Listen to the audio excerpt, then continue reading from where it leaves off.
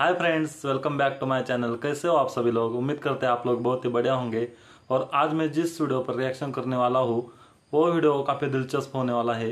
मुफ्ती सलमान अजहरी जी का ये बयान है। और जो गांधी जी है उन्होंने हज़रत उमर के बारे में कौन सी बात कही, ये वीडियो का टाइटल है मुफ्ती सलमान अजहरी जी का बयान है। तो देखते हैं वीडियो। इनके ओरिजिनल चैनल को भी सब्सक्राइब कीजिए। इल्म ए दिन सुन्नी इस चैनल से हमने वीडियो लिया है। और साथ ही साथ हमारे भी चैनल को सब्सक्राइब कीजिए। तो चलो पहले ये वीडियो देखते हैं क्योंकि देखी नहीं मैंने।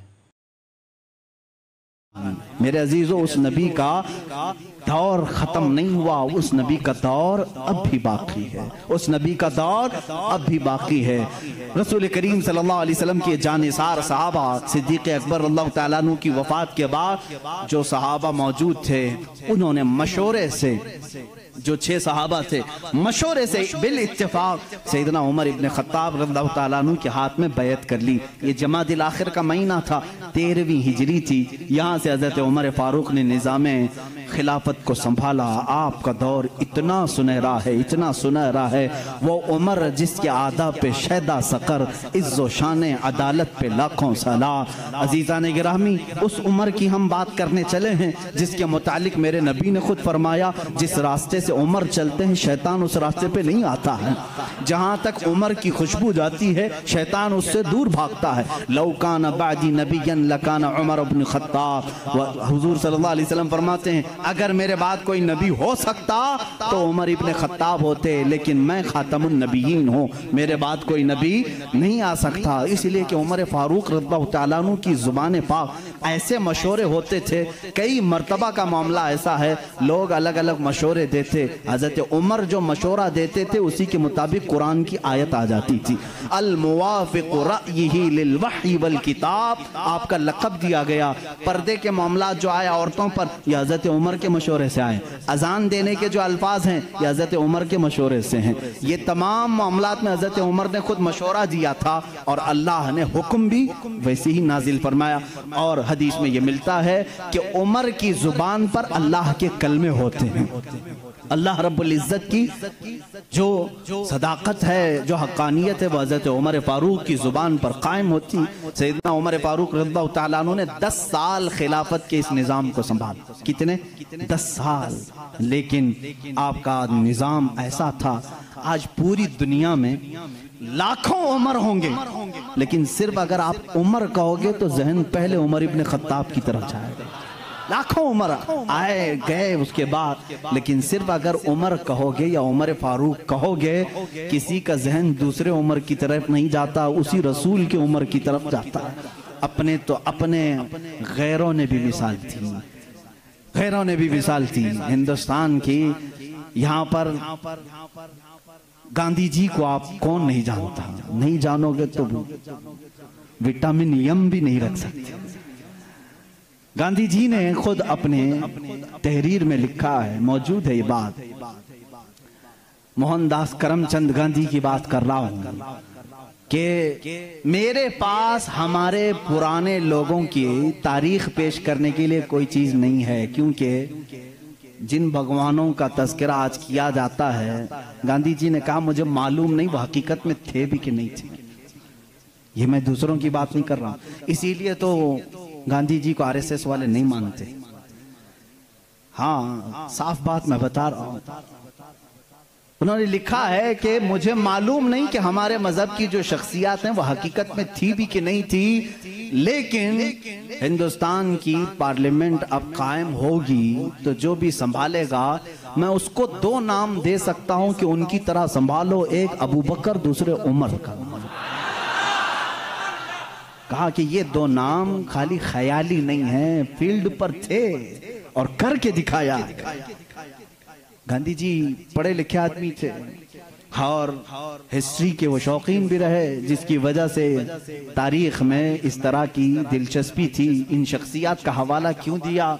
कुछ लोगों ने पूछा भी, कहा कि निज़ाम खिलाफत, निज़ाम हुकूमत संभालने का मतलब ये नहीं है कि कुर्सी पर बैठे और किसी किले की फसील पर चढ़ करके सिर्फ चिल्लाए।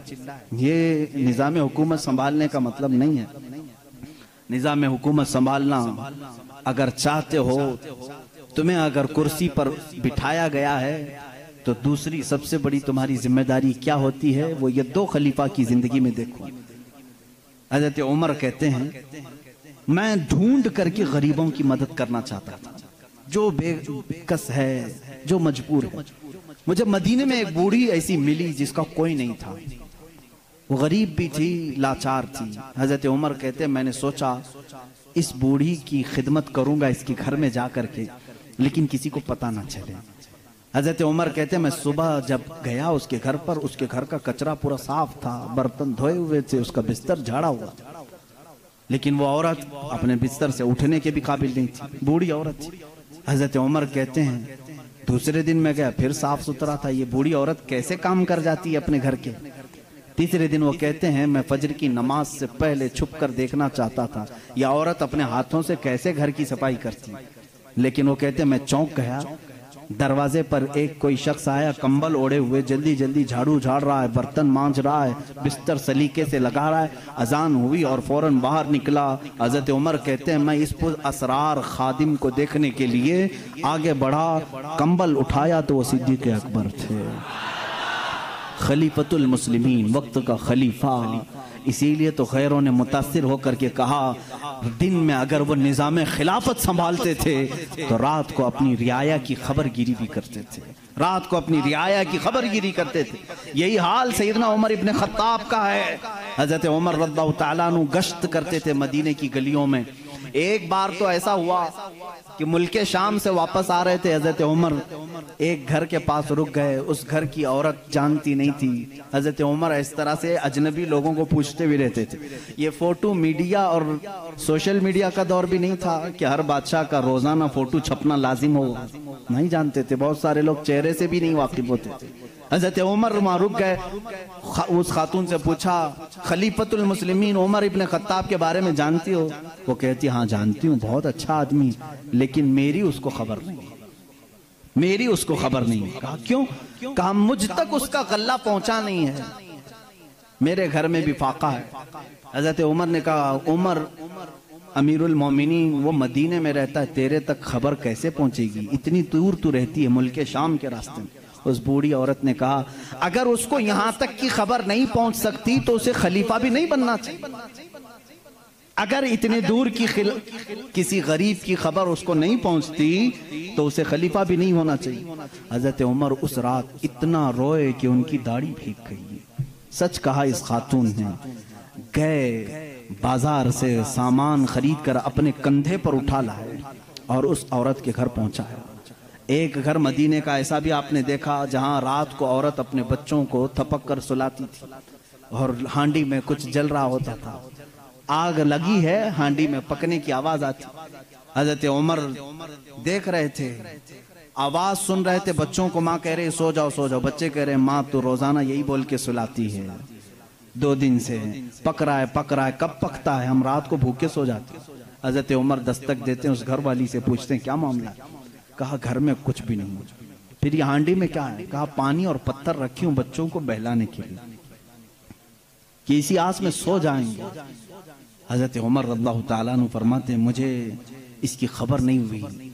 बैतुल माल में गए, पूरा थैला उठाया आटम का, अनाज का, अपने कंधे पर लेकर निकले। उनके गुलाम ने कहा ये हमें दे दें, हम लेकर चलते हैं। सख्ती से कहा क़यामत के दिन क्या तू मेरे अमाल का बोझ उठा पाएगा? मुझे उठाने दे। लेकर क्या है, नकाब बांधे हुए थे अपने चेहरे पर। उस खातून से कहा मैं रोटियां पकाता हूँ।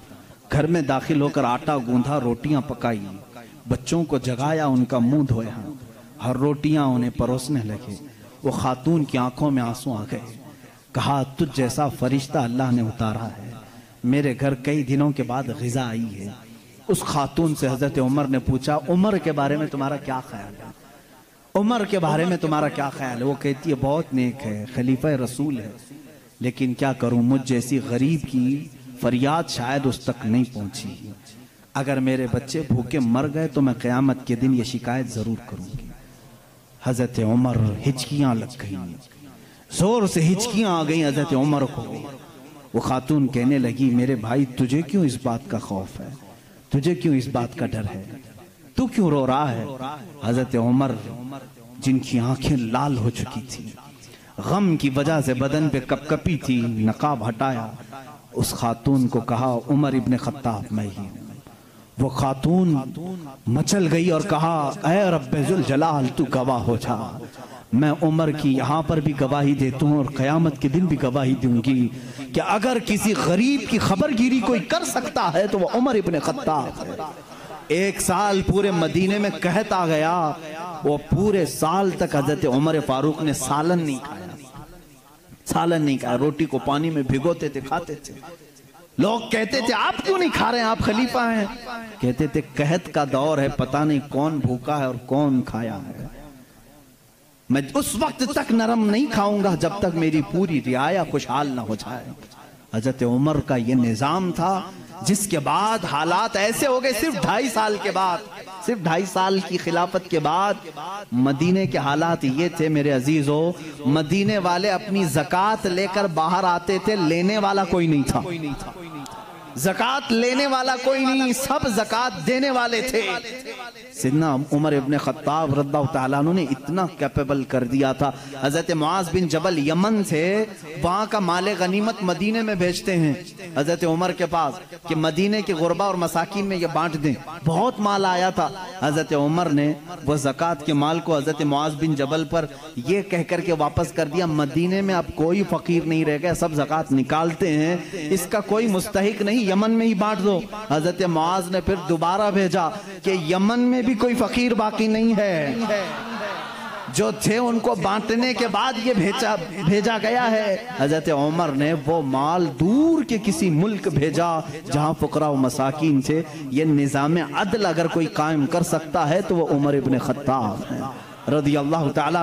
और जानते हैं पूरी कायनात के लिए, पूरी दुनिया के लिए हज़रत उमर के वो काम जो आज भी दुनिया उनकी प्यासी है। और पार्लियामेंट के लॉ बनाने वालों के लिए मेरा चैलेंज है, उमर इब्ने खत्ताब के बनाए हुए कवानीन को छोड़कर आज पूरी दुनिया की किसी पार्लियामेंट में मुकम्मल लॉ कोई बना ही नहीं सकेगा। इसलिए कि जराइम के कवानीन, बच्चों के कवानीन, औरतों के कवानीन, बूढ़ों के कवानीन, सबके कवानीन सबसे पहले हज़रत उमर फारूक ने मुरत्तब किए। और जानते हैं ये लेआउट बनाने वाला सिस्टम, डेवलप करने वाला सिस्टम, सिटी बनाने का प्लान सैयदना उमर फारूक का दिया हुआ है। सबसे पहले बसरा और कूफा आपने बनाया था, यानी मास्टर प्लानिंग के साथ सिटी बनाई गई।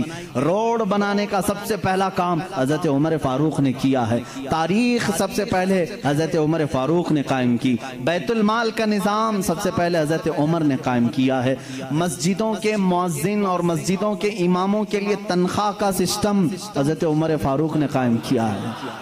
और इतना ही नहीं, अदल का हाल तो ऐसा था कि किसी के साथ कोई रियायत नहीं, किसी के साथ कोई रियायत नहीं, चाहे वो कोई भी हो।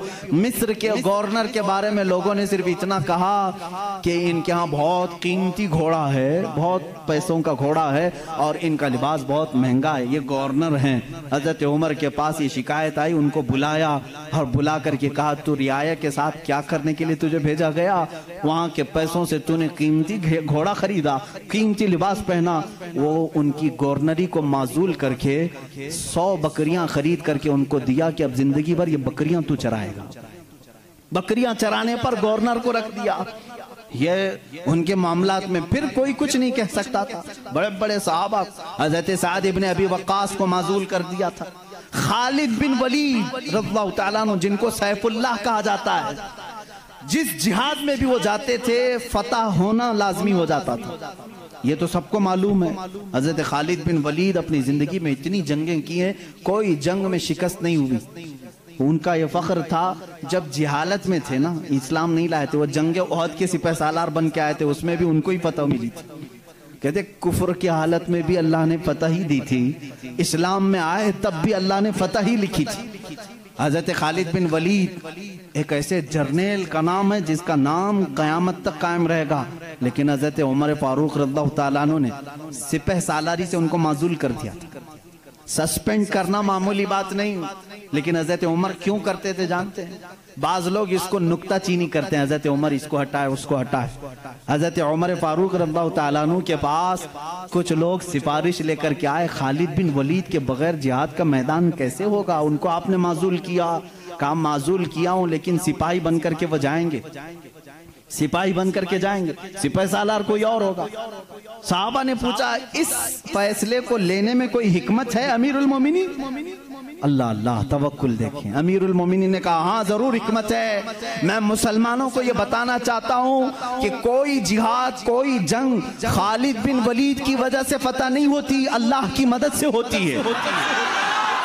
सारे लोग ये डिपेंड होकर के ना बैठ जाएं कि इसी की वजह से होती है। मैं इस उसूल को तोड़ना चाहता हूं, फतह जो मिलती है वो अल्लाह की तरफ से होती है। ये यकीन देना था, बस इसलिए मैंने माजूर। ये वीडियो सुना नहीं था मैंने, तो आज पहली बार सुना है। और गांधी जी ने बताया था कि जो हजरत उमर है और अबू बकर है, मतलब वो कैसे पब्लिक में थे, उनकी तरह होना चाहिए। मतलब उन्होंने कैसे लोगों की मदद की, तो उनका कहना है उनकी तरह होना चाहिए हमें। गांधी जी ने बताया, मोहनदास करमचंद गांधी जी की बात कर रहे हैं, तो उन्होंने इन दोनों के नाम लिए क्योंकि वो बहुत ही पढ़े लिखे इंसान थे गांधी जी। मतलब दोनों की कह सकते हैं कि बहुत ही अच्छे अच्छे नेक नेक काम करते थे। उन्होंने एक किस्सा बताया, वाकया बताया कि उन्हें एक मदीने में बहुत ही बूढ़ी औरत मिली थी, वो लाचार थी और उसका कोई नहीं था। तो उन्होंने वही सोच लिया कि मैं इसकी मदद करूंगा। और क्योंकि वो गौर गरीब जो थे सभी की मदद करते थे, एक बूढ़ी औरत के घर जाते थे और सभी साफ सुथरा करते थे। लेकिन एक दिन जो हजरत उमर है, वो जाने से पहले हजरत अबू बकर वहाँ पे गए थे। वो एक किस्सा बताया था इसमें। मतलब उन्होंने वहाँ पे जाके हेल्प की और उनसे बहुत इंस्पिरेशन मिली, इसलिए लोगों को इस्लाम से ज़्यादा प्यार हो गया। मतलब लोगों को उनसे भी ज़्यादा इंस्पिरेशन मिल गई और उसी वजह से जो इस्लाम है वो आगे तक फैल गया। और आप भी ऐसे ही एक दूसरे की हेल्प कीजिए, इससे यूनिटी भी रह जाएगी। तो ओवरऑल ये वीडियो काफ़ी अच्छा था और मुफ्ती सलमान अजहरी जी का ये बयान था, तो वाकई में बहुत अच्छा बयान था। आपको कैसा लगा ये वीडियो कमेंट करके बताएं। हमारे चैनल पे पहली बार आए तो सब्सक्राइब करना बिल्कुल भी मत भूलिएगा।